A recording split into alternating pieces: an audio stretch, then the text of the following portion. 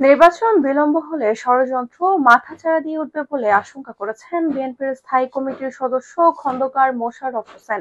এ অবস্থায় আবারও চলতি বছরের ডিসেম্বরের মধ্যে নির্বাচন অনুষ্ঠানে রোডম্যাপ ঘোষণার দাবি জানিয়েছেন তিনি। আজ রোববার রাজধানীর জাতীয় প্রেস ক্লাবে বিএনপির প্রতিষ্ঠাতা জিয়াউর রহমানের ৪৪তম মৃত্যুবার্ষিকীর এক আলোচনা সভায় খন্দকার মোশাররফ এ দাবি জানান। বাংলাদেশ সম্মিলিত পেশাজীবী পরিষদ এই সভার আয়োজন করে।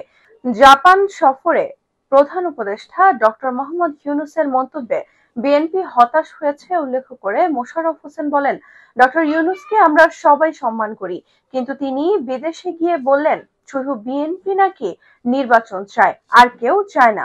তার এই বক্তব্যে আমরা মর্মাহত হয়েছি। বিএনপি ডিসেম্বরের মধ্যে নির্বাচন চেয়েছে, ৫৪টি রাজনৈতিক দল নির্বাচন চেয়েছে।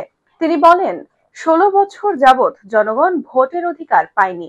ডিসেম্বরে নির্বাচন দিয়ে নির্বাচিত সরকারের হাতে ক্ষমতা হস্তান্তর করে সসম্মানে যেতে পারেন। তিনি বলেন, ঐকমত্যের জন্য প্রধান উপদেষ্টা আবারও দ্বিতীয়বারের মতো আলোচনা শুরু করবেন।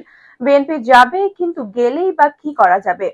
মিনিমাম যে সংস্কারে সব রাজনৈতিক দলগুলো একমত আছে তা নিয়ে নির্বাচনমুখী হন। বিএনপির এই জ্যেষ্ঠ নেতা আরো বলেন, বিদেশের নাগরিকদের ভুল পথে পরিচালিত করবেন, জাতিকে দ্বিধা বিভক্ত করবেন। যারা বিতর্কিত উপদেষ্টা তাদের বাদ দিয়ে নিরপেক্ষ নির্বাচন অনুষ্ঠানের দিকে এগিয়ে নিয়ে যাওয়া আহ্বান জানাই।